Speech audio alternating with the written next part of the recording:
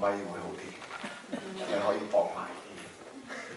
埋啲咧，我把聲就可以即係鬆動啲嚇，唔使講得咁大聲。正話詩歌唱到咧嚇，詩歌唱到咧等主再來嗬，我成日都 challenge 即係弟兄姊妹嘅，你係咪真係願意主再來啊？佢話主係願你來，願你快來，而家即刻來。咁我唔使講到啦。你咪真係願意主再來啊？係。開始即係聽我講到就開始馬牧師又裝我彈弓。等我同你分析完之後，你再答我呢個問題好嘅。你真係願意主再來？你知唔知你主再來之後，當主耶穌翻嚟嘅時候，你可以帶啲咩走啊？你冇嘢可以帶走㗎。你而家今日我下晝同你講，你銀行有幾多錢？天堂冇個分行。你揸架車唔可以揸翻去嘅喎。你住嗰層樓劏房嚟嘅啫喎。你翻去帶啲咩翻去啊？你有啲乜嘢可以帶翻去啊？意思即係話，當耶穌基督再翻嚟嘅時候，你而家乜都冇晒，你仲願唔願意主再翻嚟？當我哋乜都冇嘅時候，主啊快啲嚟，因為我乜都冇。但係如果我有晒呢啲嘅嘢，主再翻嚟嘅時候，你就會諗得好清楚。乜嘢叫做主再來啊？有好多時候我哋講就講得好輕鬆，但係我哋有好多時候我哋冇好好地去思考嘅話咧，我哋有好多我哋自己生命上邊嘅問題咧。如果你諗得清楚一啲嘅話，可能對你今日嘅生命會有一個唔同嘅生活。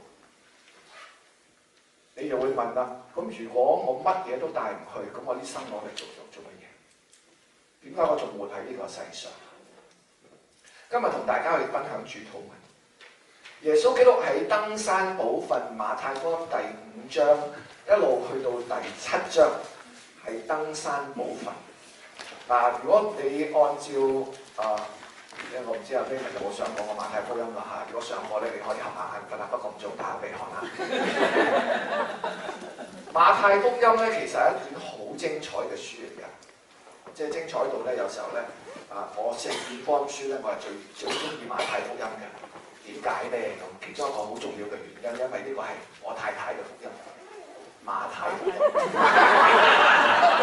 即係我唔中意個福音唔得㗎嘛，唔係，而係馬太福音其實裏邊嘅內容咧非常精彩嘅，因為佢將舊約裏邊一路帶到嚟新約。我哋今日咧，我哋對新約嘅睇法咧，往往有一個偏差，可以咁講。因為寫新約嘅書卷嘅作者咧，無論保羅好、馬太好，其他嘅作者都好，都有一個假設。甚至我哋今日我哋讀聖經都有呢個假設，我哋唔自知，以至到咧我哋今日咧，我哋本末倒置，冇辦法去睇得好通透或者明白。其中一個好重要嘅原因，新約嘅作者假設你已經讀懂咗舊約，假設你已經讀過舊約，明白咗舊約，所以佢先至去到新約，佢唔需要再同你解釋啦。佢就直接引用一啲嘅經文，或者寫一啲嘅內容。佢假設你已經有舊約嘅背景，但係今日我哋啱啱調翻轉嘅喎。你睇下聖經嘅編排唔係新約行先嘅喎，但係我哋就專讀咗新約先嘅喎。讀完新約先讀舊約嘅喎，因為舊約好難讀㗎嘛，係嘛？即係我哋今日讀聖經嘅時候咧，我成日都提弟兄姊妹咧，如果你能夠讀過利未記嘅話咧，即係你嘅讀經功力有翻咁上下，因為讀創世記好舒服，好開心。一讀到創世記第10章、第11章就開始瞓覺啦，因為邊個生邊個，邊個生邊個，關我鬼事啊！開始瞓覺，一到家譜就瞓覺㗎啦，我哋。咁然之後好唔容易捱過，咁跟住咧就精彩啦！亞伯拉罕咁一路讀落嚟，即係好似章回小説咁樣樣。咁去到出埃及記又好精彩啦，咁讀讀到即係神有時候用十災咁，又過紅海咁，好精彩，好似睇電影咁。但係一去到第20章即係10誡，今日我哋講完之後咧，21章、22章嘅慘啦，開始瞓覺啦，啲誡命點樣做會幕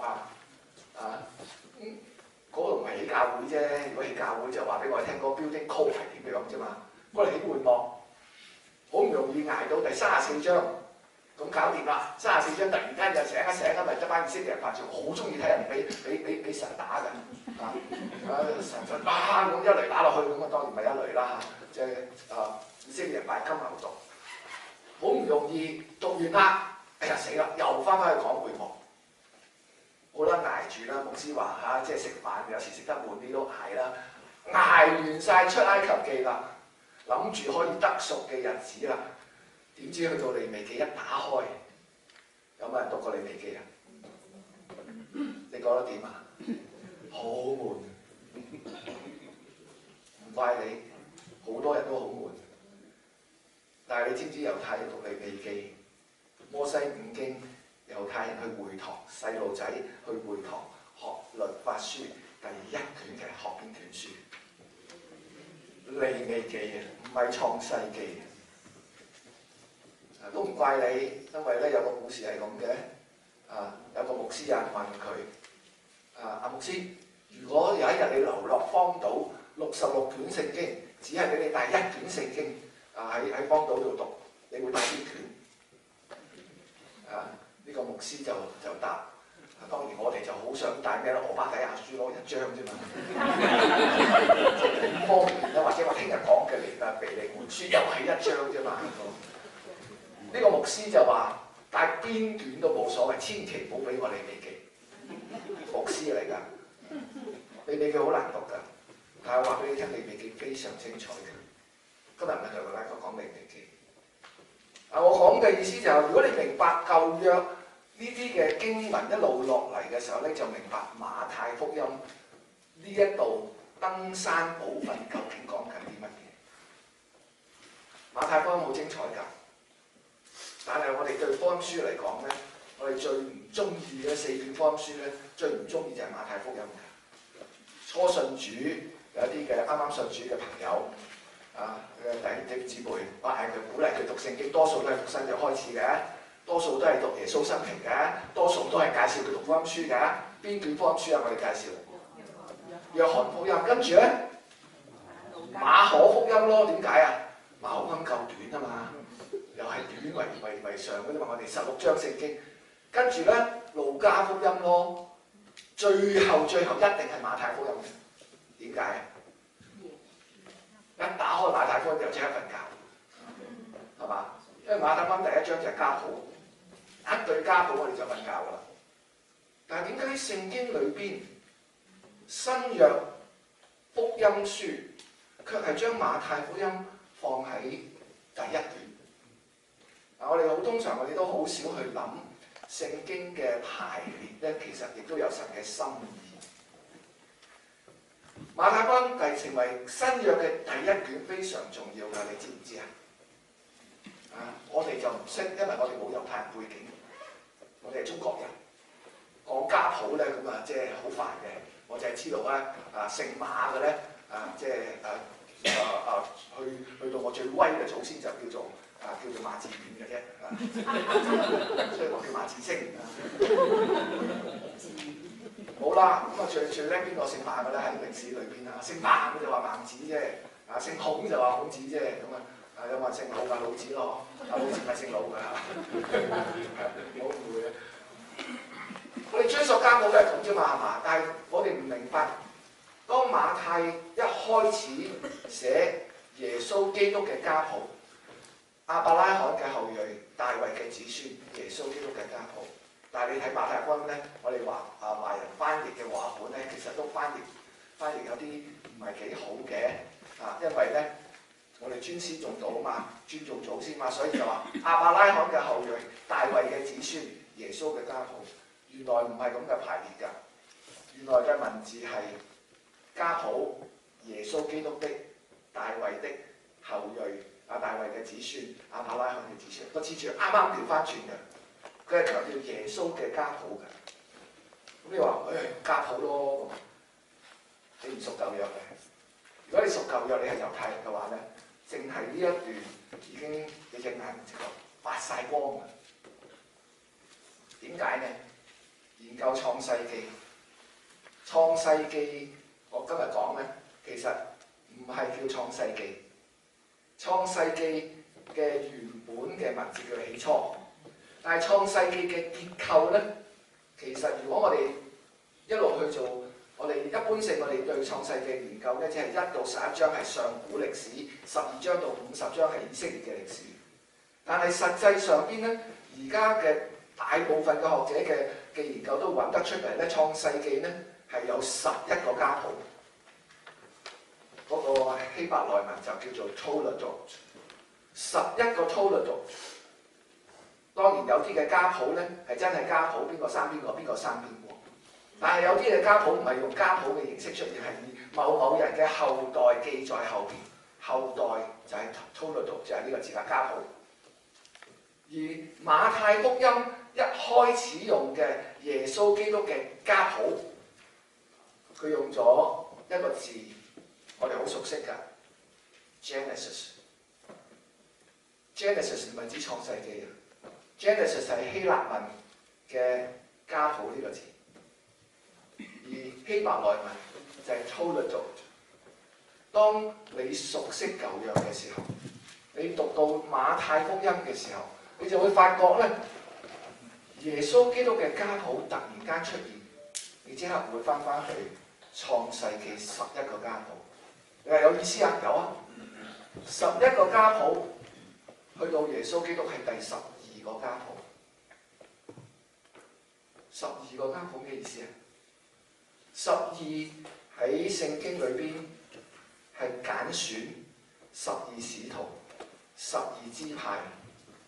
係神所揀選嘅，所以當猶太人睇呢個時候，直頭光嘅一光，跟住就好有興趣去睇下我哋第12個家譜發生啲咩事。我哋今日冇呢個背景，所以我哋一讀問題，又係邊個生邊個啊？其實裏邊仲有好多其他家譜嘅內容，好精彩。但係當我哋去到馬太福音第5章去到第7章。我哋又唔係好熟，我哋以為耶穌基督講緊一啲當時嘅規矩，其實耶穌基督將10誡重新嘅再講翻。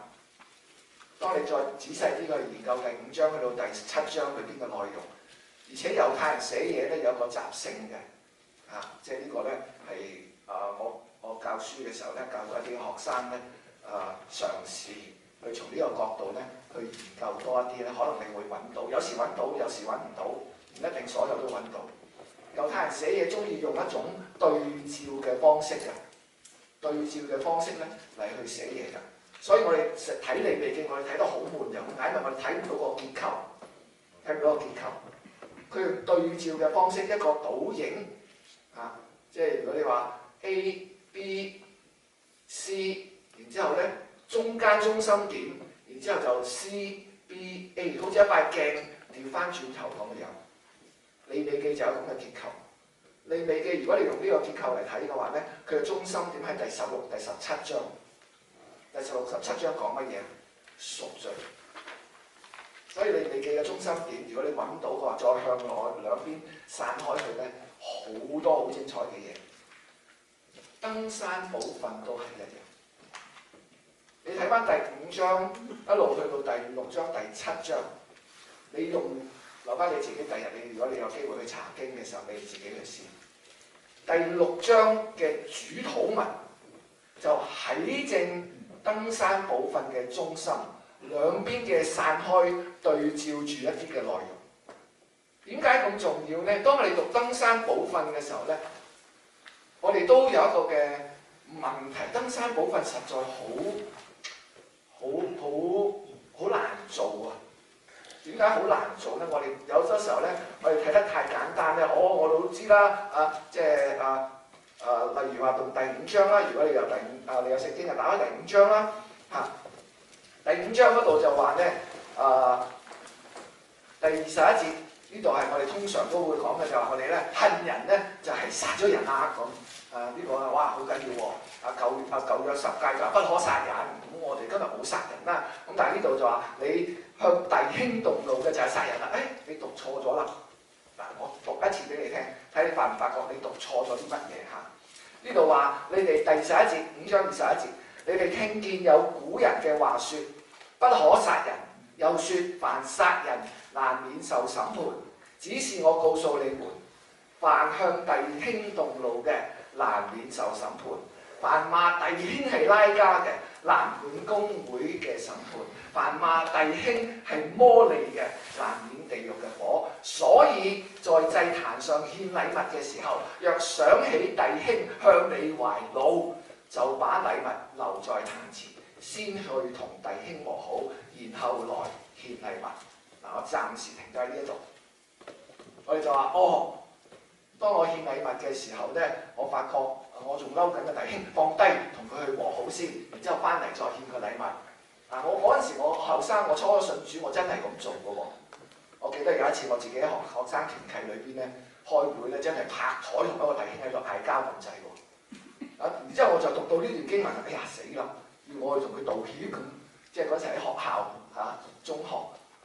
咁神嘅説話係咁啊，同埋初信嘅時候咧，嗰時啱啱信主咧。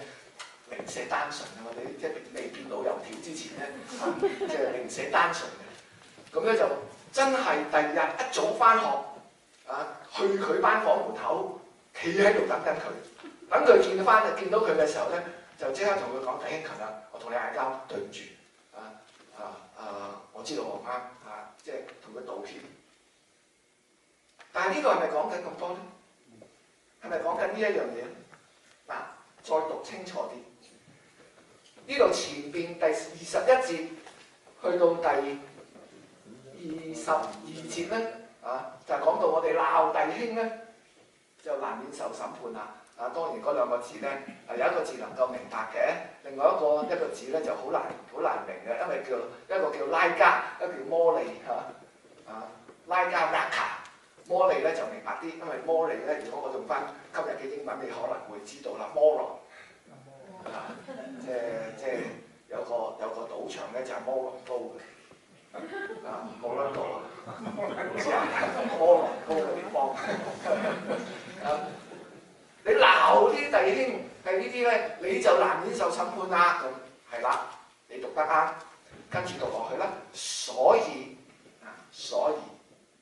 乜嘢啊？當你獻禮物嘅時候，你想起仔細啲讀啊！我哋有時候讀得唔清楚㗎。所以當你獻禮物嘅時候，即係話當你崇拜也好，你侍奉也好，你想起弟兄點啊？向你懷怒啊，唔係你向佢懷怒啊！有冇睇清楚啊？有冇睇清楚啊？我冇事啊，我冇嬲佢啊，我冇得罪佢啊。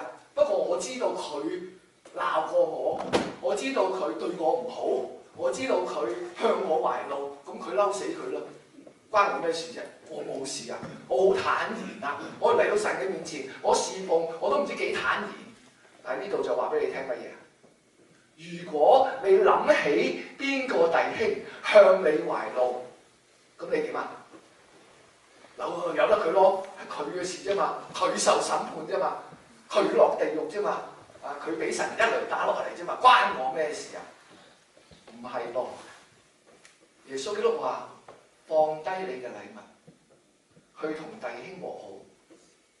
點解啊？唔係因為你要受審判啊，係因為你知道弟兄咁樣係佢會受審判啊。你愛唔愛呢個弟兄啊？我抵佢死啦，鬼叫佢嬲我。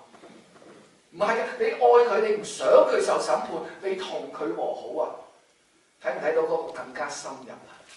唔係因為你嬲佢我唔想受審判，所以我同佢和好。你係怕佢受審判，你冇嘢，好難嘅喎，好難做嘅喎。你有冇試過啊？有人嬲你，你冇嘢嘅，咁啊見到佢做咩嬲我咧咁啊？為咗佢熄佢嘅怒火，或者咧幫助佢能夠過一個舒適啲嘅個心情可以 settle 嘅話，走埋去，喂，你嬲我啊？你有冇咁做啊？好瘀嘅喎！如果佢話我唔係啊，我冇嬲你，你自己自作多情，好瘀嘅喎！唔係㗎，你係嬲我啊嘛咁。你要同佢和好，你要主動嘅同佢和好難㗎。但係聖經裏邊往往神就係咁做啊。當第一對嘅夫婦亞當夏娃犯咗罪之後，佢哋病埋匿埋，邊個出嚟揾佢啊？神出嚟揾佢啊！亞當，你喺邊度啊？神真係唔知佢喺邊度啊？神知㗎噃，神出嚟揾佢喎，係亞當得罪神喎，唔係神得罪亞當喎。你諗下，神使乜出嚟揾亞當啊？等佢自己毒發身亡咯，講定啦嘛，你食嗰日必定死噶嘛。當該隱殺咗亞伯，或者該隱未殺亞伯之前，獻祭神冇睇中該隱嘅獻祭，神睇中亞伯嘅獻祭，該隱就好嬲咯，神即係睇唔到邊個啱邊個錯啊？我哋都知道該隱即係好大問題啦。但係神竟然出嚟同該隱講，問該隱，當佢殺咗亞伯之後，又問該隱：你嘅兄弟喺邊度啊？使乜啫？都做錯咯，等佢自己受審判咯。嗱，呢個就係登山寶訓嗰個嘅更加深入啊！當你再睇深入啲、讀慢啲嘅時候，你發覺好難啊！係啊，冇人話容易啊！神對我哋嘅標準有邊個可以達得到？只係得一個，就係耶穌基督。但係耶穌基督喺呢度將神嘅標準去話俾我哋聽嘅時候，最重要嘅目的話俾我哋聽啲乜嘢？嗱，今日我哋做屬靈成長嘅時候，我哋往往忽略咗呢一樣嘅事情。點解我哋今日要屬靈成長啊？話俾我聽，點解你要搏命讀聖經？去讀神學。如果你去讀神學，我當然鼓勵你啦嚇。但係你唔可以問你點解啊？搏命祈禱，點解啊？一陣間會講祈禱嘅內容。到而家都冇人夠膽俾我做實驗。做咩實驗咧？俾個音機佢，每次祈禱錄低晒佢所講嘅祈禱文，睇下佢祈禱嘅內容係乜。咁我哋就知道咧，原來我哋祈禱其實唔係祈禱。我哋嘅祈禱咧，其實係問神攞嘢嘅啫。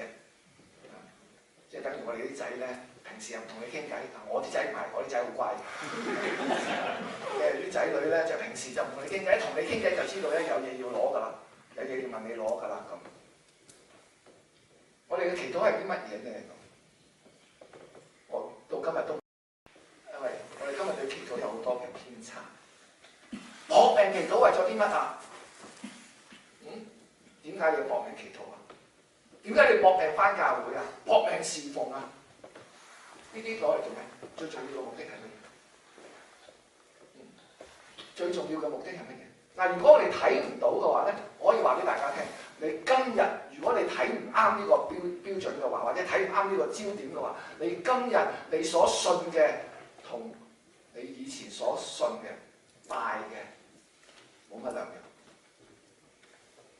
你奉獻多啲，神祝福你多啲，等於你拎隻燒豬去，唯一嘅唔好處，唯一嘅唔同就係隻燒豬你自己食翻，嗰個神明唔會同你食咗佢嘅。如果個神明落嚟咬一啖嚇死你。你奉獻多啲，你侍奉多啲，神就祝福你多啲。你同以前差唔多啫嘛。你搏命祈禱，祈禱嘅內容係啲乜嘢咧？你自己去諗咯。會唔會同你以前品神差唔多？我成日都同人講咧，我好得意嘅，我生命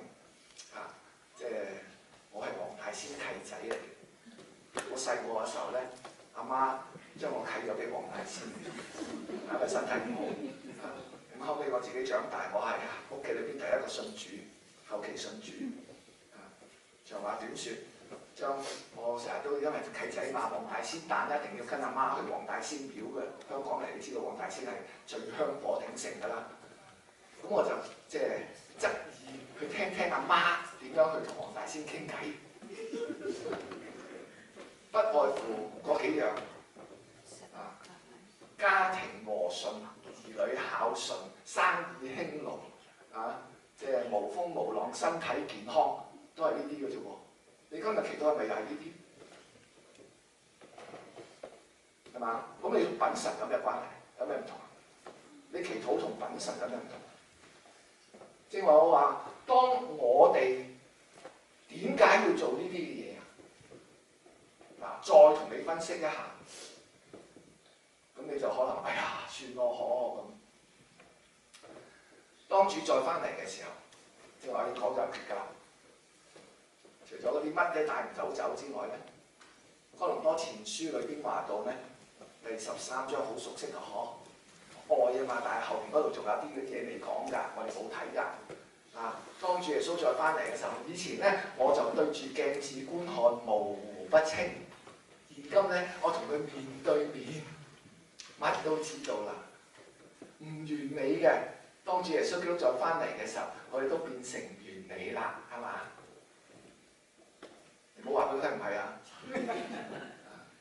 咩叫完美啊？100% 成長。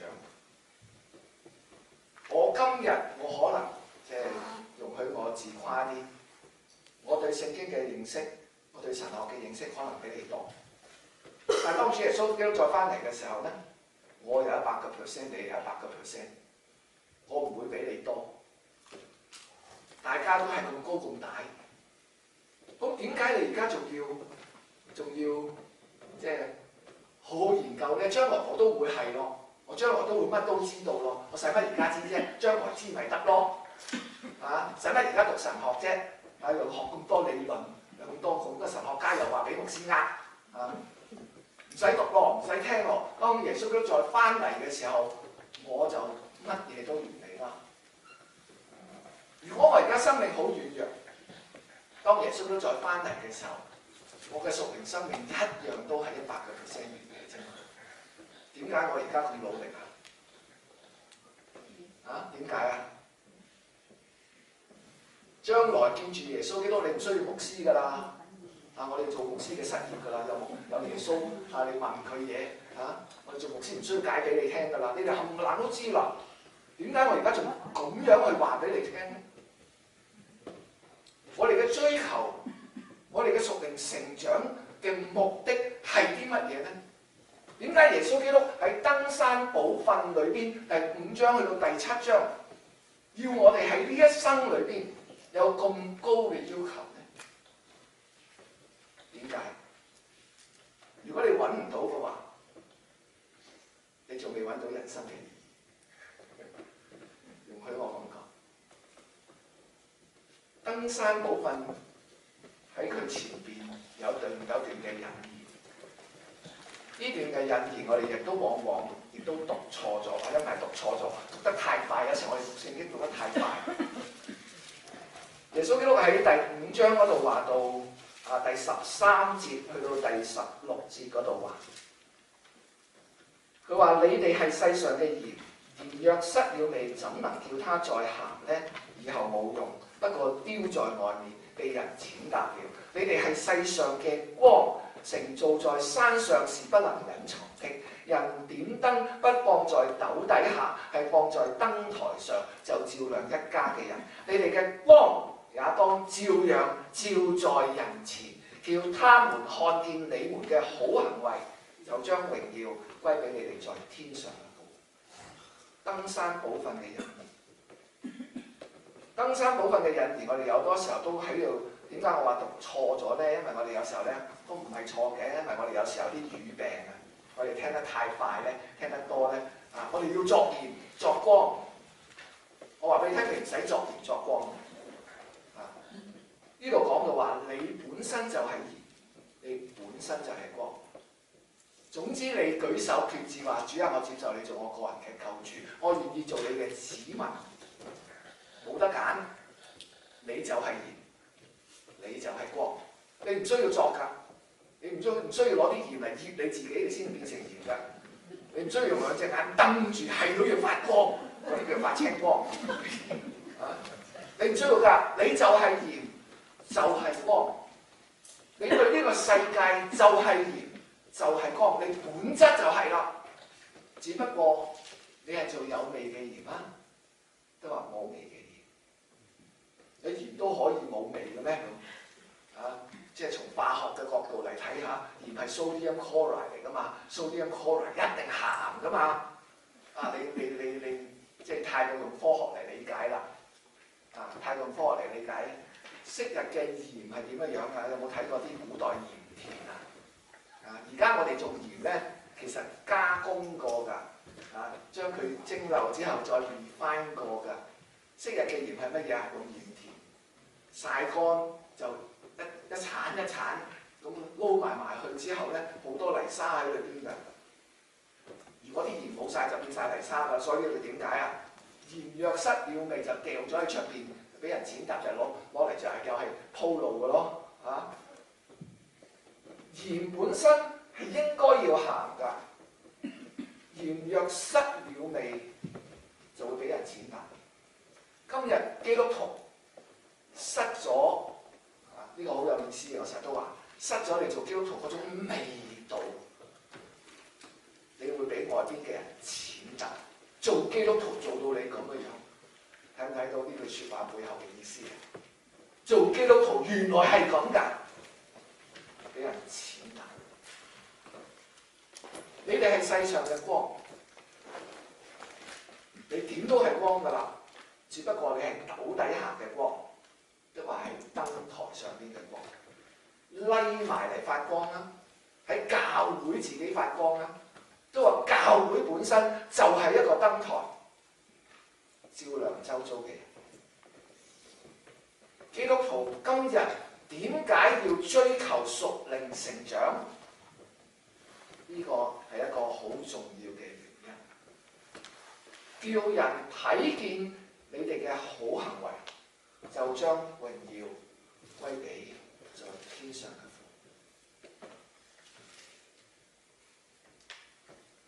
我哋今日我講咗好多呢一啲當主再來嘅時候，我哋可以帶啲咩走？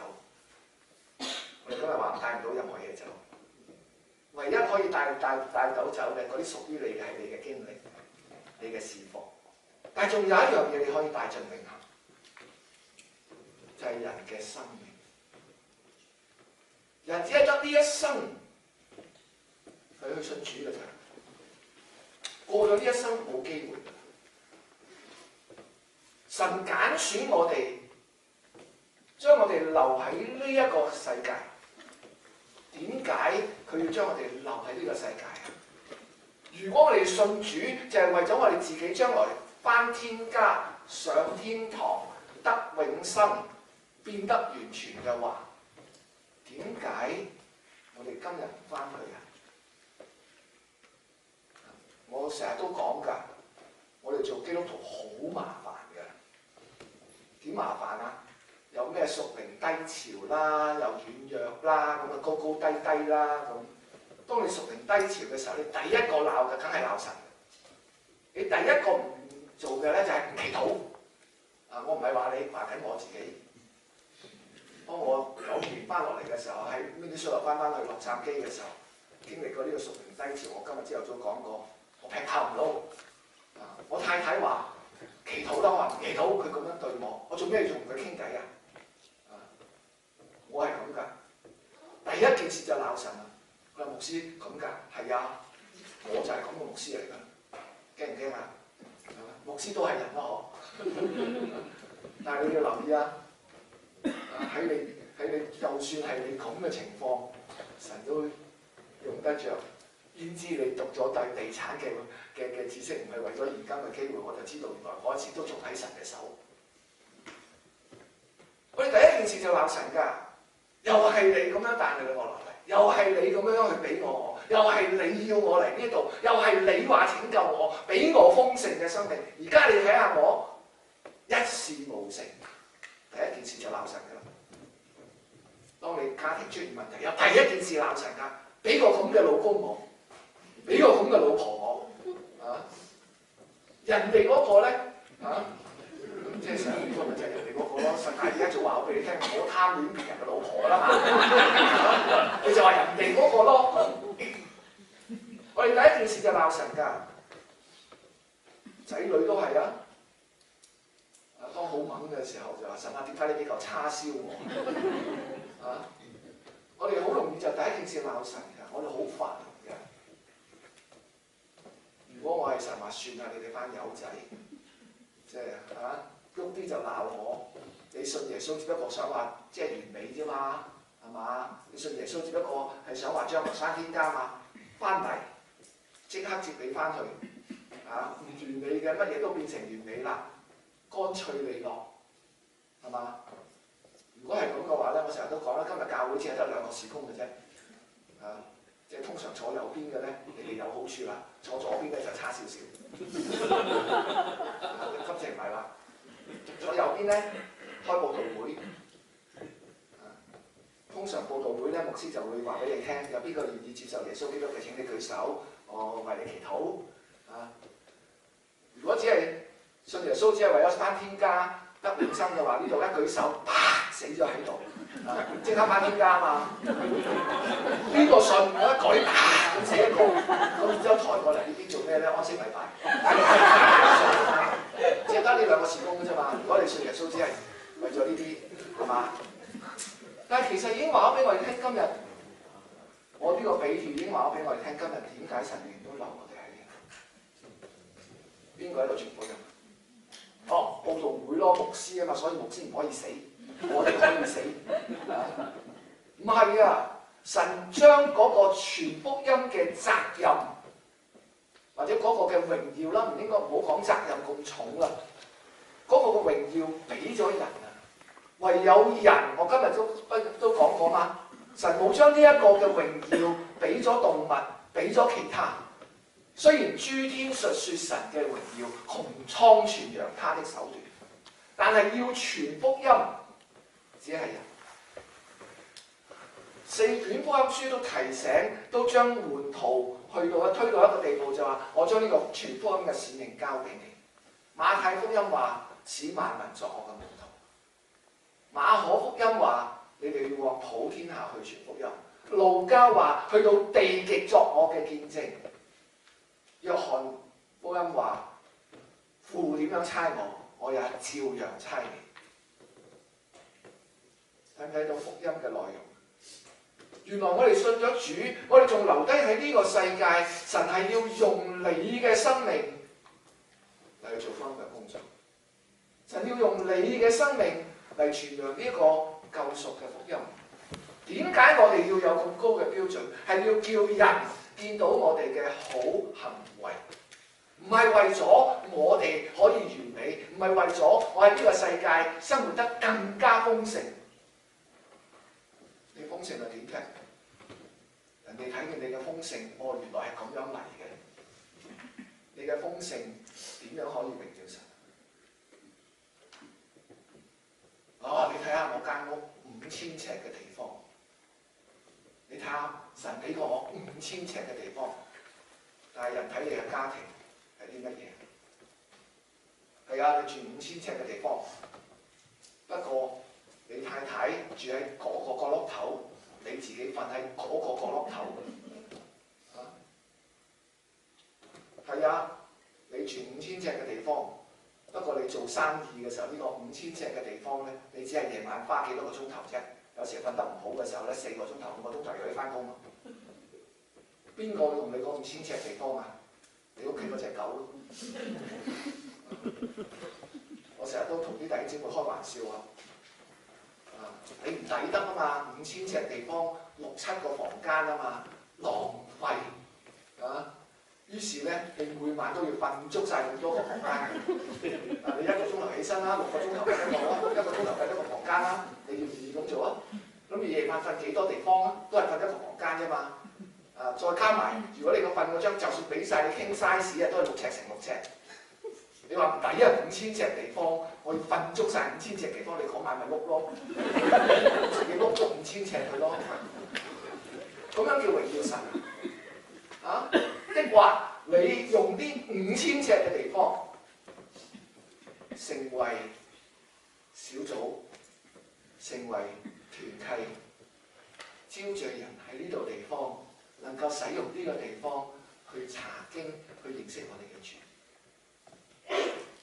好多時候我哋好少去諗啊，點解神俾我哋嘅標準咁高？你話係咯，標準咁高，我達唔到。係啊，我冇話我哋可以達得到，所以先有主禱文啫嘛。主禱文話俾我哋聽係乜嘢啊？主教導我哋嘅祈禱。有好多時候我哋話主禱文咧，唔係一個禱告嘅內容。我哋成日都以為祈禱咧就係不斷嘅寫一篇文章俾神。咩叫祈禱咧？咁有好多時候我都仲未開到呢一科啊，所以唔知點解啊嚇，華人教會都係禱告。咩叫禱告啊？禱告係寫文章，所以有啲時候咧我哋做崇拜主席，我好驚嘅，好驚嘅因為要公禱咁咧就寫好晒嗱。啱㗎，我唔係話呢個錯，你應該要，因為即係喺嗰個崇拜嘅過程公開。但係咧，你話哎呀，我又冇啲墨水，咁我點祈禱啊？有時你聽下啲細路仔祈禱咧，我仲開心㗎。有時我聽啲細路仔祈禱咧，好真㗎。反而我哋呢啲滿肚墨水咧，寫得漂漂亮亮嘅時候，其實你係做作文，你唔係祈禱。反而啲細路仔祈禱咧，有時候真係覺得哇，好精彩啊！有時候要啲細路仔謝飯祈禱咧，就係多謝天父俾我有雞髀食。我哋係㗎，我哋好即係一隻雞髀都將佢作到文章，就話呢隻雞髀幾靚啊！甚至為我預備係幾咁豐富啊！隻雞髀裏邊有啲咩營養啊？講埋晒出嚟之後，你食隻雞髀咁，細路仔就食隻雞髀食得好開心㗎啦！你祈完禱之後就再睇下燶嘅一隻雞髀，細路仔唔係照嚼祈禱唔係內容，主禱文唔係教導我哋內容，主禱文係直指向我哋今日祈禱嘅態度。我哋今日點樣祈禱？而放喺登山寶訓嘅中心點咧，就係耶穌都教導我哋用一個祈禱嘅心態去過我哋每一日嘅日子。我哋今日好容易認為祈禱係乜嘢？眯埋隻眼，合埋隻手。即係我唔係話俾你聽咧。主日崇拜嘅時候，當主席嗌你祈禱嘅時候，即刻擘大隻眼周圍望，眯埋隻眼，合埋隻手，叫你專心啲祈禱，啱嘅。但係咧，亦都有個 swing 咗過嚟嘅極端，以為我眯埋隻眼，合埋隻手，神先至喺度聽，咁啊大件事啦。彼得跌落水嘅時候，佢點祈禱㗎？眯埋隻眼，合埋隻手，講一大輪之後，耶穌基督請嚟救我，奉主名求，浸死咗咯。佢只係話主啊救我，係嘛？冇㗎啦，喺十字架旁邊嗰個求耶穌基督去紀念佢嘅強盜，佢點合埋隻手啊？佢點夾都夾埋佢佢眯埋隻眼或者得佢只係話求你過降臨嘅時候，求你紀念我，祈禱嚟㗎。我哋今日嘅祈禱係啲乜嘢咧？好容易我哋認為眯埋隻眼合埋隻手我就係啦。我唔係嗌你，我再講唔係嗌你唔好咁做下。但係有多時候喺你嘅生活當中，有冇活出一個祈禱嘅態度？耶穌都喺度教導我哋祈禱。開始佢講：我們在天上的父。我哋都會好熟悉去背。有時候我都有啲問一啲嘅教會咧，臨尾咧牧師冇祝福嘅時候咧，或者牧師唔祝福咧，我哋用主禱文結束啦咁。咁啲弟兄姊妹咧就趕住啊，因為牧師已經講得好耐啦，咁一起身就我就呢場呢個嘢，呢場呢個聽佢呢個發我都唔知佢陪乜，讀清楚啲，諗清楚啲。其實成個主禱文就應該係我哋今日做神嘅子民一個嘅認信，一個嘅態度，一個嘅提醒。我們在天上的父，淨係第一句答落都好有味。你話好簡單啫嘛，我哋喺天上嘅父啫嘛，我哋成日都叫啦，天父我哋喺新約父親，你搞錯咗啲嘢。馬太福音點解咁精彩？因為有猶太人舊約嘅背景上，猶太人唔輕易稱神為天父㗎。你嘗試去揾舊約，舊約只係得一兩處嘅經文，佢講到話耶和華係佢哋嘅父，好唔同㗎。乜嘢叫做我們在天上的父啊？記唔記得耶穌基督被審嘅嗰一晚？好多人去用咗好多嘅誣告，耶穌基督都唔出聲。跟住大祭司就係話：你話俾我聽，你係咪永生神嘅兒子？耶穌基督話：你説的是。跟住佢點啊？撕裂衣服，説咗褻瀆僭妄嘅説話，唔輕易稱耶和華為父。但係我哋今日嗌得好爽，嗌得好快，我哋卻冇諗佢係我嘅父親，我哋係佢嘅兒女。祈禱係一個仔同父親嘅交談。今日我哋同神之間嘅關係有兩重，一重係侍奉，就係我哋係佢嘅僕人。但係最珍貴嘅，其實仲有另外一重，就係我哋係佢嘅兒女。有咩分別啊？有啊！我成日都講，如果你能夠明白爸爸同或者父母同仔天父同我哋之間嘅相處。我有3個仔女，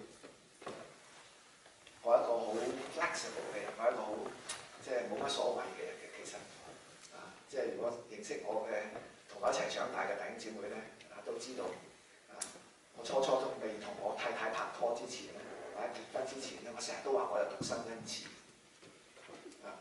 咁當我見到我太太嘅時候咧，我就俾結婚嘅時候咧，我俾我主任牧師，嗰陣時嘅主任牧師咧窒咗我一下，喺婚禮嘅時候俾窒咗。冇得還擊㗎嘛，企咗喺度。佢同我證婚嘅時候就係啦，馬志升你話俾我聽，你有獨身恩賜㗎喎，而家點解啊？你見到你太太之後，你獨身恩賜冇咗啦，真係冇得還擊㗎，算慘。但係佢而家同我講，你嗌我獨身幾大都唔制，因為我同我太太兩個嘅相處。當我同我太太結婚之後，我同我太太講，我可以唔愛細路仔嘅，我可以唔愛。但係而家我有3個，大女2個仔。但係有咗呢3個細路仔之後，正如我今日下晝所講，你唔好喐我啲細路仔啊！我同你死過嘅。而家你嗌我換用任何嘢我都唔會換，因為我好愛呢啲嘅細路仔，我同佢哋嘅相處好好。所以唔好意思喺度都要宣佈。聽日咧，我講完道我會走㗎啦，因為聽日父親節。我2個仔等緊我翻去同佢食飯，我3個仔女，同佢關係好好，好開心，唔係唔經過一啲痛苦嘅時間。Teenager 咧有聽過，我相信你哋都經過㗎。你有 teenager 咧，如果冇嘅話咧，get yourself ready。Teenager 咧最多係乜嘢嘅反應咧？用鼻哥嚟答你。I know。你入佢間房 ，Daddy，do you know what is privacy？ 好多呢啲嘅説話，我攬住老婆喊㗎，對住啲細路仔。但係當佢經過咗之後，當我哋真係用愛去愛佢哋之後，3個細路仔而家都好乖，即係我唔喺度曬命嚇，你唔好話我曬命。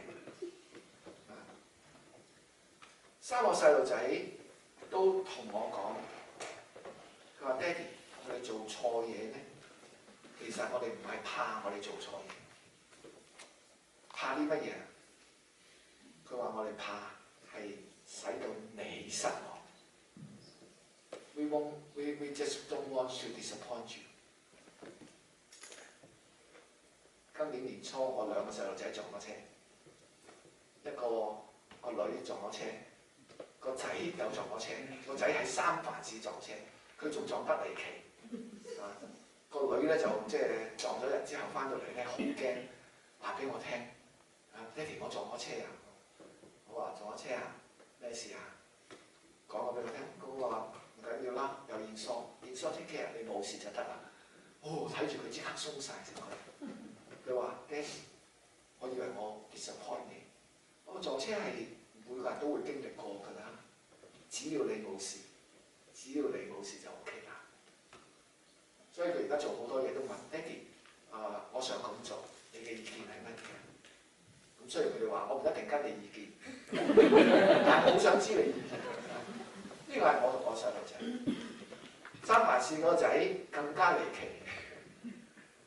佢自己喺三藩市 Facebook 度做，佢自己揸車，因為早嗰排三藩市落雨落得好多。點我話離奇咧，就係佢揸車落雨，架車泊咗喺旁邊，跣咗埋去。佢打電話話俾我聽，其中一個好重要嘅，佢就話：爹哋，我掙扎過㗎，掙扎啲乜嘢咧？冇人睇到啊！我走咗去，冇人知㗎。不過我裏邊有掙扎。第一方面我知道話基督徒，我係一個信主嘅人，我唔可以咁樣走咗去。第二，我唔想 disappoint 你。於是佢就寫低咗張紙，夾咗喺嗰個佢撞嗰個車嗰個 windshield 度。果然啦，嗰個人即刻 call 佢。果然啦，驗疏即刻話佢錯。果然啦，驗疏即刻 check up。我心裏邊好肉痛，但係我話俾我仔聽 ，I'm proud。你做得啱，你做得啱。你有冇睇過？如果你咁樣經歷神，你話我哋在天上嘅父，你今日做嘅生命，你今日過嘅生命，係為咗你自己嘅緣故啊？為咗你自己可以攞多啲嘅好處嘅緣故啊？即係話你唔想 disappoint 我哋嘅天父。如果你唔想 disappoint 你嘅天父嘅話，你有一個好唔同嘅生活態度。你會做多個天父喺呢度要求你，因為父親係咁樣愛我哋。佢唔係我哋嘅主人，佢唔係我哋要打工。聽日我會講，打工係攞薪水嘅啫。一個仔去服侍爸爸、父母，係出於佢對父母嘅愛，佢唔想 disappoint 父母，好唔同啊！今日你點解要侍奉啊？教會嘅人冇人出嚟，好啦，我暗下底啃咗佢啦。呢個唔係啃咗佢，你有冇諗過？我咁做，我唔想爸爸唔開心。你嘅侍奉，你嘅成長，你嘅祈禱都係啊！你嘅祈禱點樣祈禱啊？我哋成日都話神啊，我要呢樣，開咗清單請你簽名，支票已經寫好啦，麻煩你簽個名落去。我哋祈禱有幾多時候去問呢個問題？爸爸，你想要啲乜嘢？唔係我想要啲乜嘢喎？爸爸，你想要啲乜嘢？我每年收我嘅生日禮物啊、父親節禮物，聽日我就即係 expect 究竟有啲咩禮物啦。好精彩㗎！我有時候都見到啲細路仔好有心思㗎，成日都睇住爹哋中意玩乜嘢㗎。有排咧我就論咧，我中意玩嗰啲咁嘅 flying drone 即係玩嗰啲咧點知咧幾隻都俾我玩散咗，一星星唔知啊砰一聲跌落嚟，咁跟住成隻就散咗㗎啦咁。佢哋就知道爸爸中意嗰樣嘢，買咗嗰樣嘢，做佢嘅生日禮物好。做佢嘅父親節禮物好。好多時候我都見到佢哋送嘅禮物唔係哎呀又到父親節求其啦佢想爸爸開心，我哋嘅生命。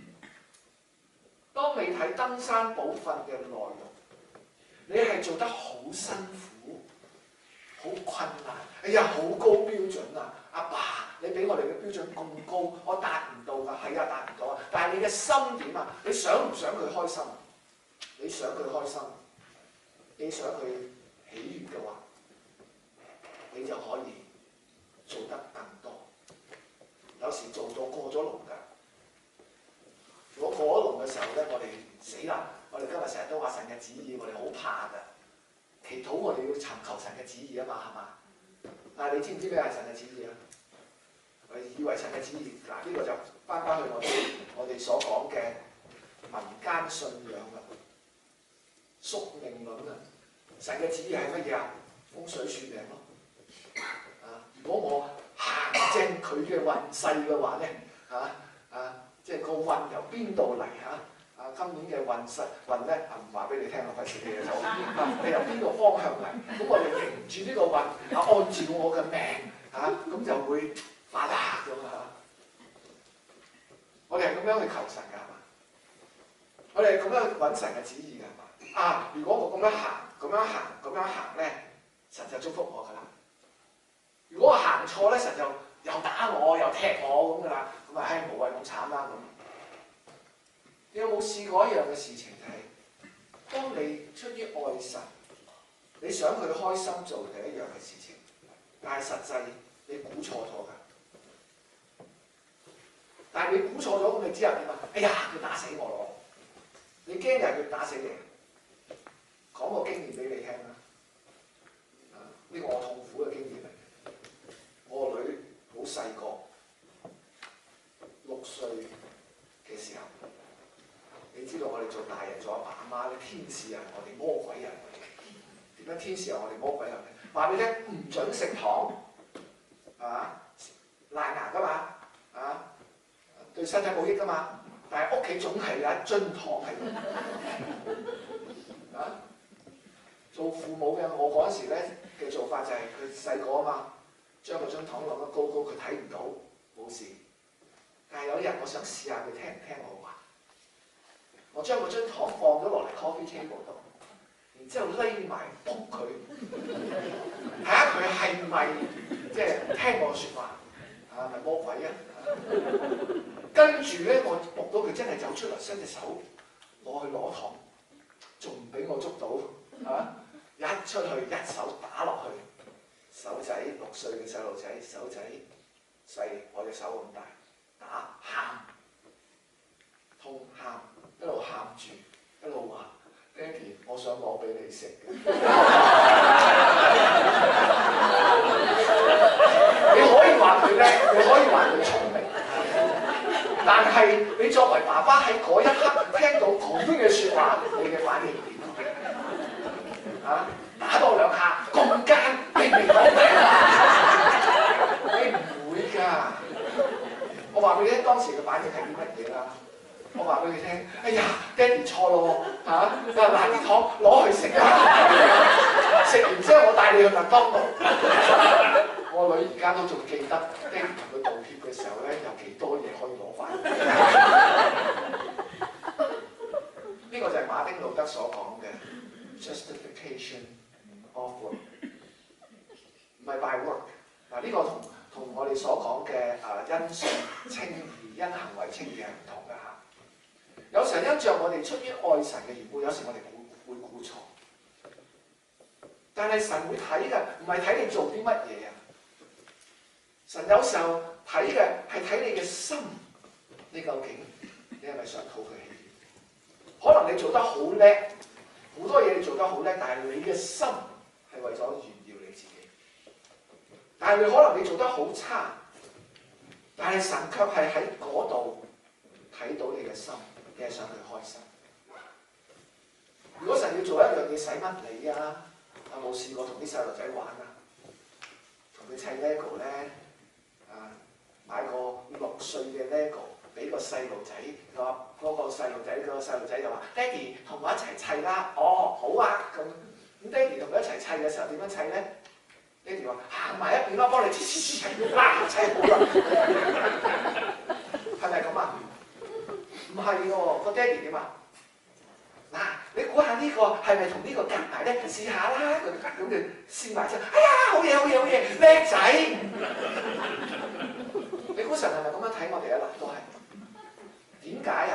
想我哋成長，亦都係叫咩啊？親子關係。你諗下，我哋今日嘅侍奉，我哋好叻嗬，我哋可以做得到嗬，我哋可以完成得到嗬。話俾你聽，神只不過話俾你聽，嗱，你試下將呢樣夾埋呢樣睇睇好唔好？哦，好啊咁。哎呀，叻仔！咁我哋就好開心㗎啦。跟住我哋就好感恩。哎呀，多謝主，呢個咪親子關係咯。有冇睇見祈禱係一個親子關係啊？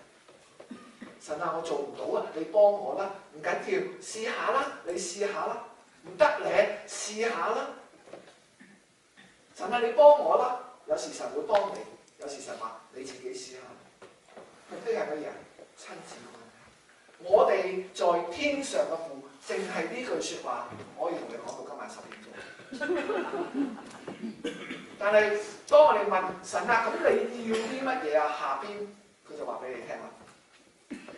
3個嘅願，願你嘅願人都尊你嘅名為聖，願你嘅國降臨，願你嘅旨意行在地上，如同行在天上。然之後先到3個嘅求，我哋日用嘅飲食，今日賜給我哋，免我哋嘅債，如同我哋免了人嘅債。最精彩第3句，第3句翻譯咧應該要翻林道良牧師、林道良院長嘅翻譯。不叫我哋進入試探，救我哋脫離那惡者。呢度有好長嘅要解釋，不過差唔多啦。我只係話俾你聽，神要求我哋填嗰3個禱告嘅重點，係盼望神嘅旨意行在地上，如同行在天上。有學者研究呢句説話，唔係淨係形容神嘅旨意行在地上，如同行在天上，包括願人都尊佢嘅名為聖，願佢嘅國降臨，都係行在地上，如同行在天上。有冇我講咗好耐，都仲未講到一樣嘢，乜嘢係神嘅旨意？話俾我聽，咩係神嘅旨意啊？好多，我哋聖經裏邊揾到好多咩行公義、好憐憫、存謙卑嘅心與神同行，呢啲都係神嘅。但係神最重要一個旨意，提摩太前書第2章、彼得後書第3章，我哋成日夾埋佢兩個一樣。神嘅心意、神嘅旨意係願意萬人得救，唔願意一人沉淪，願意人人都悔改。呢個係神嘅旨意。如果我哋話神嘅旨意行在地上，正話我講啦，點解佢留喺我哋喺地上？佢係要我哋嘅生命完成佢呢個嘅旨意啊！如果你問神啊，咁你要啲乜嘢？神一定話你知㗎，我講咗俾你聽。我點解留你喺地上？呢個亦都係我哋生存喺而家我哋呢一個生命最重要嘅意義。神使用我哋嘅生命，將來我哋可以將人嘅生命帶進永恆。你唔可以再帶其他嘢，你可以帶人嘅生命進永恆。神話俾你聽，我願意萬人得救，唔願意一人沉淪。點解耶穌基督今日仲未翻嚟啊？呢個世界咁亂，呢個世界咁罪惡。點解耶穌仲唔翻嚟啊？彼得後書已經話咗俾你聽啦，佢唔係單言，佢乃係寬容，佢仍然都想人有呢個機會去悔改，去得救。呢個係神嘅心意嚟㗎。所以當我哋話奉主名求，亦你知唔知講緊乜嘢？當你話奉耶穌基督嘅名，即係結束咯。我今日講過咯，可以擘大隻眼咯，攤翻開隻手咯，咁係嘛？唔係啊，祈禱嘅內容你可以講任何嘅事情。我話俾你聽，有好多人都話祈禱係啲乜嘢啊？即係有7個，但係其中唔係㗎，仲有好多㗎。同神嗌交算唔算係祈禱㗎？係啊，呢個係我嘅經驗嚟㗎。你千祈唔好同佢嗌交添，如果唔係佢整鬼你。我同佢嗌過幾次交咧，最終咧都係整鬼我。即係正如我今日所講啦，劈炮唔到去讀啦，讀完之後原來將來佢仲用嘅。幾次嗌交都好應驗嘅，好應運嘅。嗌交算唔算啊？係啊。你嬲神，你可唔可以話神好嬲你啊？咁有啲人話：哇，你咁都得㗎？咁係啊。點解唔得？啲仔可以話走到啦嘛。我呢幾個仔就話：爹哋，你咁樣，you're hurting me。佢哋可以咁講㗎。咁你話我哋可以咁講咩？唔驚神啊？唔驚神即係打死我哋啊？你可以諗下，你明明都係嬲神，明明都即係喺度向佢發脾氣，祈禱嘅時候，神啊，我讚美你。你估神唔知道你嬲緊佢，仲衰多條罪添，認多條罪，你不如坦白話，神啊，我真係好嬲，神啊，我 I'm hurting。神會話俾你聽，咁又點咧？我認都愛嘅。咩叫奉主名求啊？你可以講好多嘅事情，但係當你講完晒你想要嘅，最終你話奉耶穌基督嘅名，你知唔知講緊乜嘢？你話祈完禱啦嘛，嗰個奉主名求就係打朵，知唔知呢個詞啊？黑社會嚟㗎，黑社會嘅詞嚟㗎。即係我唔夠力嘅，我求你啊，你梗係唔聽啦。而家我奉耶穌嘅名嚟講，即係我個腦帶，我嘅後台係耶穌，你夠膽唔聽？我哋呢個咪叫即係晒唔係佢就晒馬，晒得行。我唔夠力㗎啦，而家我奉耶穌嘅名啦，你仲唔出嚟？你仲幫我咁樣擦好似阿拉丁神燈咁擦你3下，出嚟主人咩事搞掂，做完啦，翻落去，下次先再嗌你。我哋對神嘅祈禱係咪咁啊？奉主名求出嚟，主人有咩吩咐？做完啦，奉主名求翻去。因為你知唔知咩叫奉主名求？你又知唔知道主嘅名係一回咩事？奉主名求唔係我哋民間信仰嗰啲嘅咩道士起壇，拿起把劍插住條褲，揈下，太上老君急如律令，就要神做你嘅嘢。只不過我哋話奉主名求唔係嘅。你知唔知咩叫奉主名？你知唔知神嘅名、耶穌嘅名係咩意思啊？每個名都有意思㗎，猶太人同我哋中國人好有意思㗎。起名咧係有意思㗎。耶穌嘅名嘅意思係乜嘢？考你哋啲聖經啦又，唔知啊？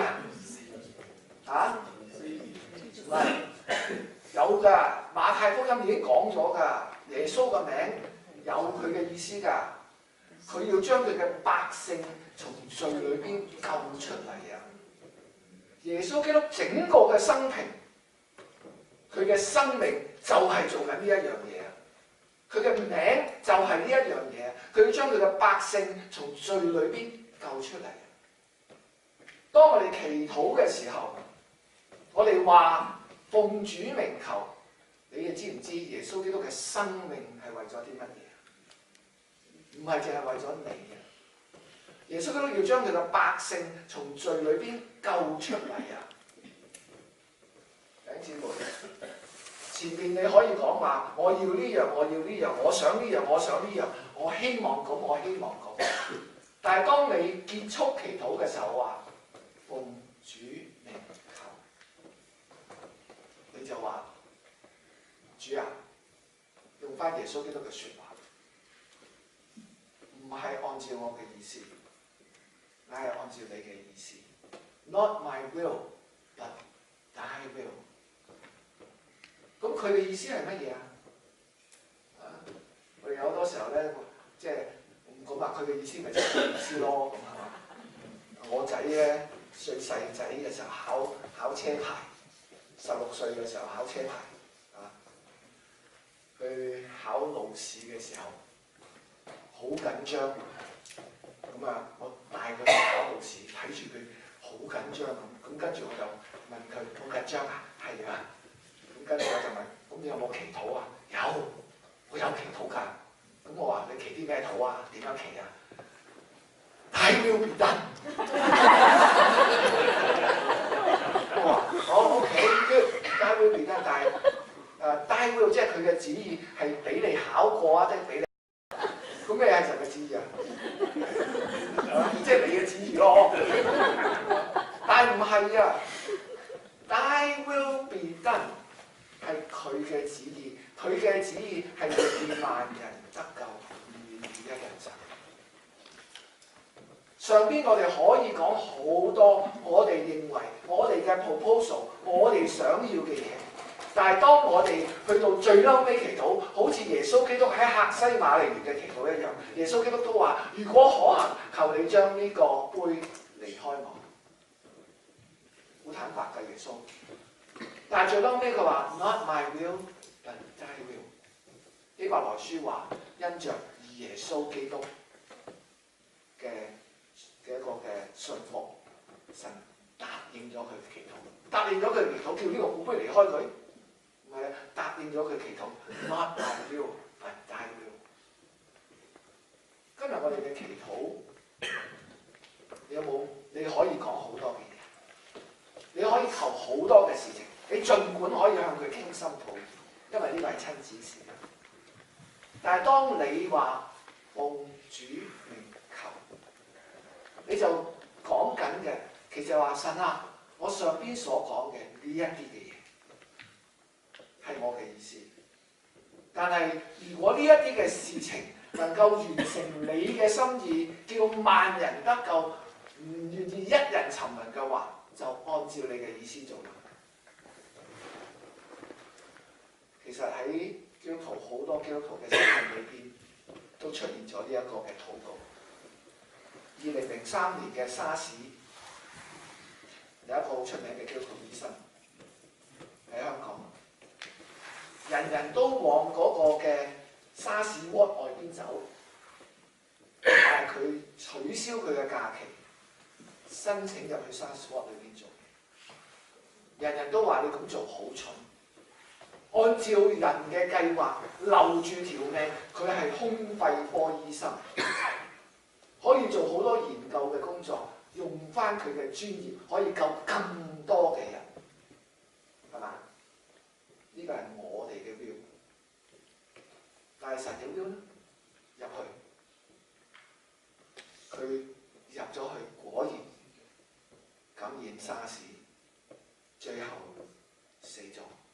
喺呢個世界，好可惜唔可惜。我咁講好似好冷血，但係其實唔可惜啊！喺謝婉文醫生嘅安息禮拜，成個香港嘅傳媒喺嗰度報導。香港傳媒講咗一句説話：香港傳媒從來未曾如此宗教過。牧師嘅喺安息禮拜嘅講道，傳媒一字不漏將佢登出嚟，有幾可開咁大嘅報導會啊？仲免費添，傳媒幫你去播 broadcast。之後有幾多嘅後生仔因着佢呢一個嘅生命，以前唔肯做醫生，而家申請做醫生，幾多？佢嘅影響，佢有一個唯一一個被稱為香港嘅女兒嘅基督徒。我哋嘅生命，如果我嘅離去係叫更多人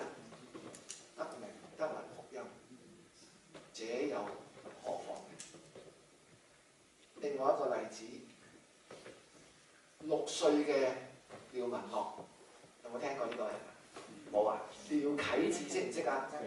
陳敏儀識啦。呢對係對基督徒夫婦，佢哋兩個未入娛樂圈都已經係基督徒㗎啦。不過一入咗娛樂圈咧，係佢哋自己講嘅。入咗娛樂圈之後咧，娛樂圈大染缸，慢慢佢哋嘅信心退後啦。佢嘅仔廖文樂6歲有癌症，離開呢個世界，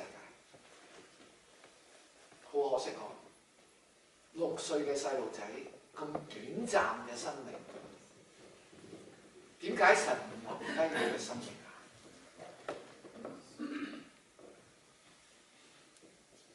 但係呢個6歲嘅細路仔，當佢面對癌症嘅時候，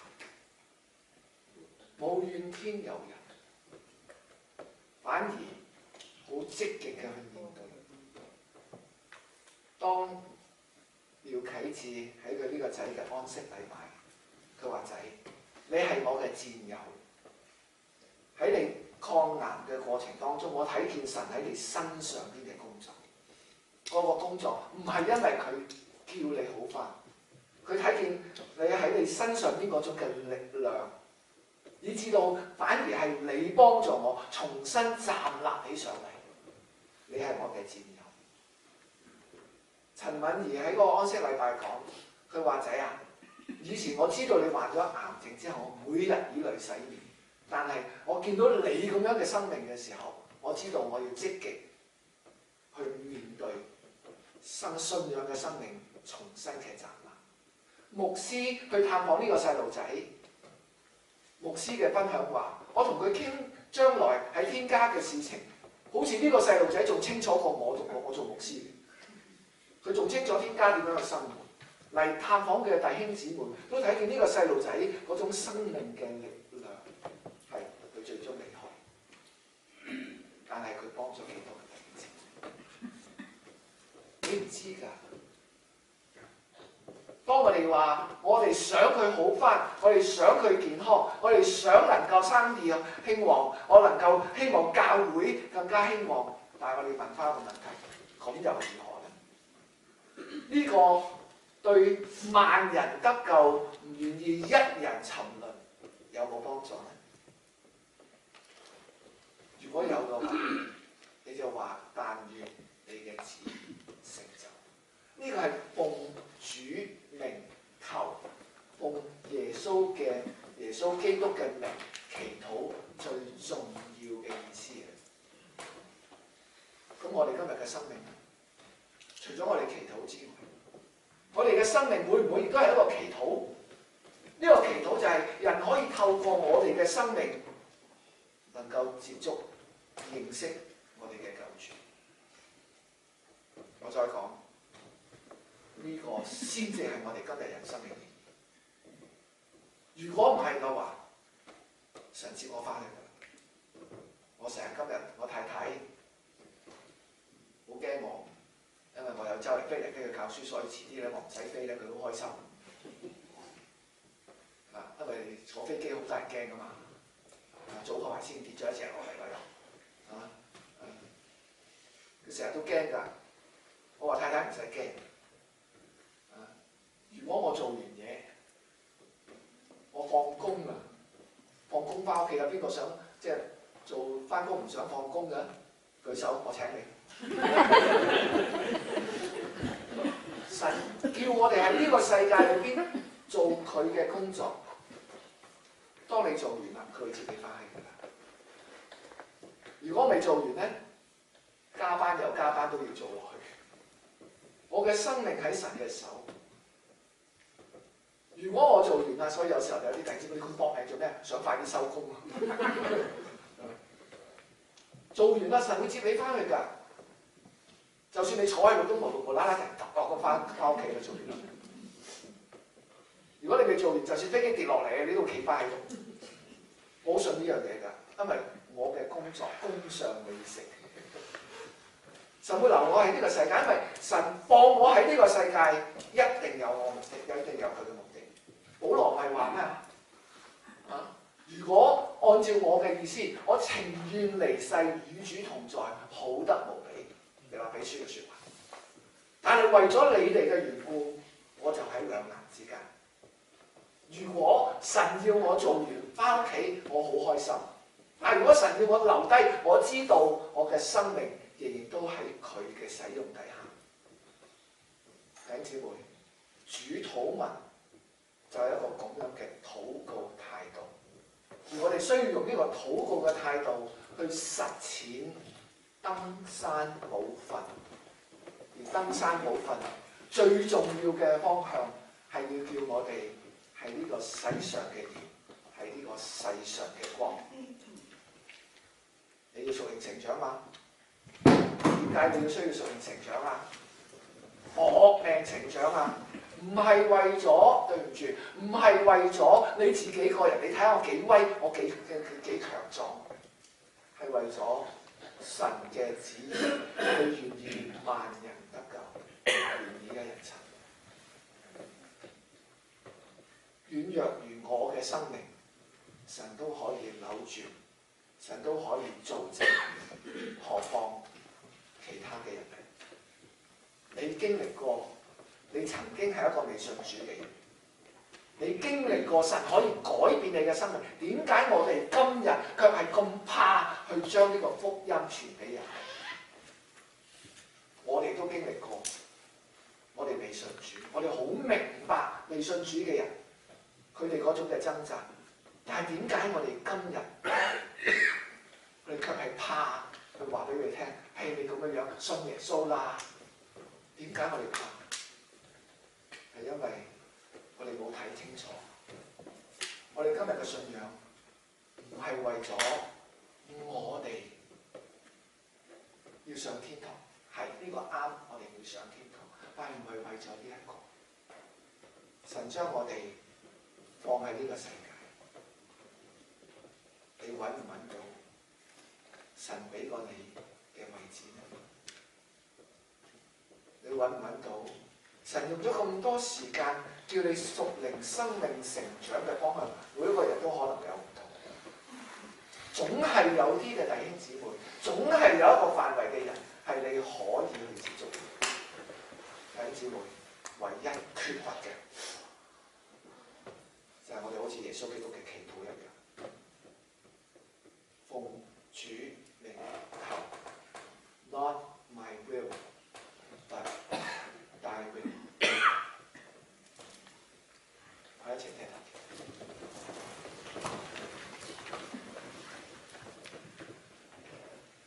親愛主，我哋知道今日我哋嘅生命存留係在乎你，但係呢個生命嘅存留，我哋深信有你喺我哋身上邊嘅計劃，有你喺我哋身上邊嘅旨意，係要叫我哋成為鹽，成為光，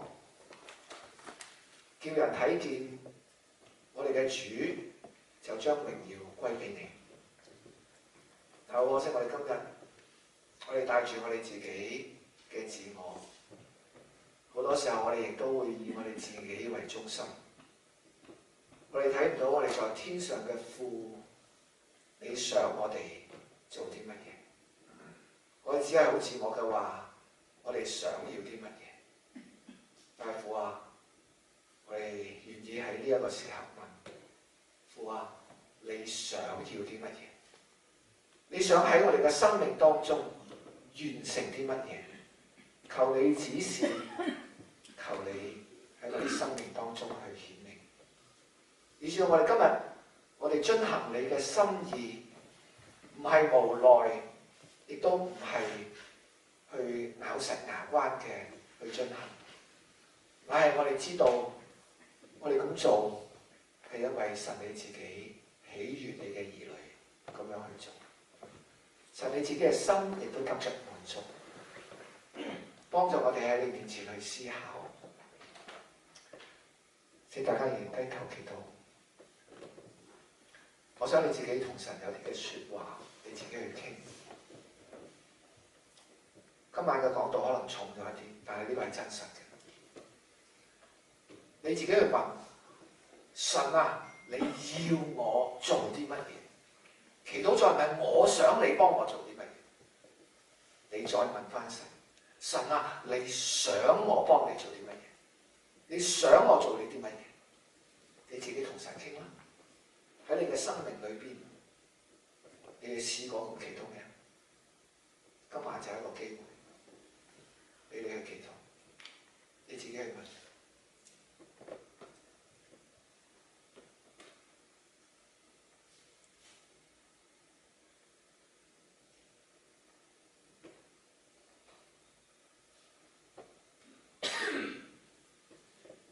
今日你都聽見我哋人生嘅意義啦。我哋人生意義唔係要我贏晒所有嘅嘢，咁又點呢？你有冇問神你嘅心意係啲乜嘢？當你問神嘅心意嘅時候，神有冇話俾你聽？喺你往後嘅日子當中，我要使用你嘅生命，成為鹽，成為光，叫凡係接觸你嘅人都能夠睇到我哋在天上嘅父，亦都將榮耀歸俾佢。呢個夏令會係有好多嘅信息俾我哋，但係你可能需要聽完啦，實際上邊翻到你自己嘅生活崗位當中，去完成神嘅心意。喺度我會發出一個呼召。如果神感動你，你話喺未來呢啲嘅日子當中，我願意因着我想天父開心，我想佢完成喺我哋身上完成佢嘅旨意，我願意將我嘅生命信服於佢，交俾佢，甚至成為福音嘅出口。如果有好弟兄姊妹嘅話，請你舉舉手，我為你祈禱好嗎？感謝主，感謝主，感謝主，多謝主，多謝主，多謝主，睇到啦，請放低，多謝主。親愛主，我哋多謝你，呢班弟兄姊妹聽見你自己嘅聲音，聽見你自己嘅説話，摸到你嘅心，更加認識你係我哋天上嘅父。我哋今日嘅生命就係要討你嘅喜悅，因為你係咁愛我哋。我哋就話，我哋今日所做嘅一切，我哋唔想使到你失望。當佢哋聽見你嘅聲音回應嘅時候，我哋祈求神你自己喺佢嘅內心裏邊繼續嘅工作，叫佢哋喺呢個營會之後，能夠喺佢哋自己嘅生活嘅場景裏邊，成為鹽，成為光，彰顯神你自己嘅榮美，叫人睇到神你自己係嗰位眼光獨到嘅收藏家，亦都將榮耀歸俾你。透過佢哋嘅生命，叫多人都得着神你自己嘅救贖。我哋都將每一個同佢哋接觸嘅未信主嘅朋友，我哋都交喺你手當中。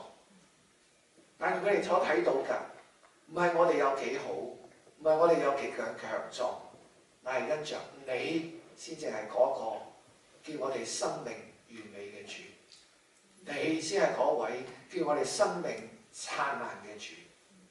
多謝主，俾佢哋有呢個決志，知道當佢哋做呢個決志嘅時候，佢哋需要聖靈嘅時刻嘅提醒，時刻嘅扶持，往後嘅日子叫佢哋忘記今晚佢哋喺神嘅面前所立嘅志，佢哋要服侍你，佢哋要成為福音嘅出口，佢哋要成為福音嘅見證。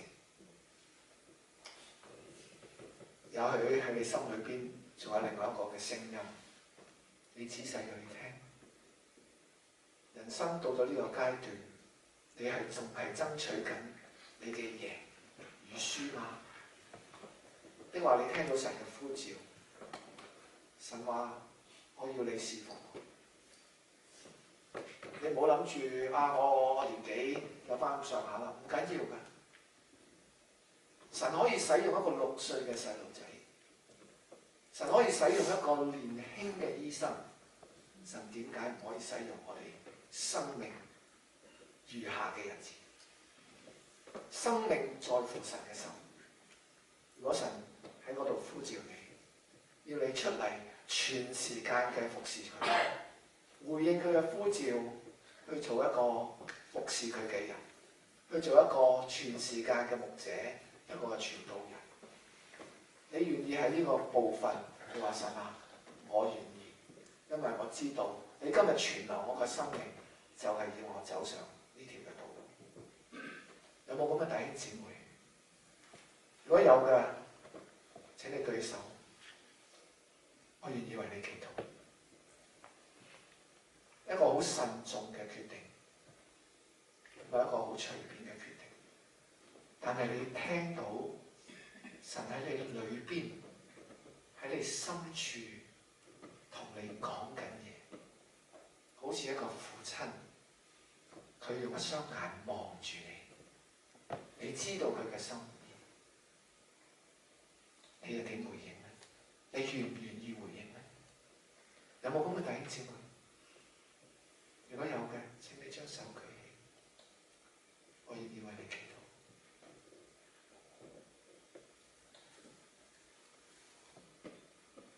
最後一次啦，唔好撳低神嘅聲音，係我哋屬靈生命成長嘅一個好重要嘅一環。當我哋讀主禱文嘅話，我哋在天上嘅父，神用一個好慈愛嘅聲音同你講，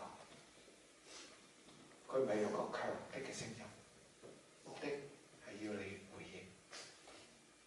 有冇咁嘅弟兄姊妹？如果有，最後一次啦，時間關係，我要停喺呢一度。有嘅請你舉起手。我哋祈禱。親愛的主，我哋多謝你。今晚你喺我哋當中，你親自嘅向我哋講説話，你喺我哋每一個弟兄姊妹嘅內心發出你慈愛嘅聲音，你好似一個慈父一樣，同我哋有呢種親子關係，你同我哋一齊去砌呢一個嘅職務，目的係要叫我哋成長，叫我哋能夠同你有個嘅親子嘅關係。但係神啊，好多時候我哋卻係撇開你。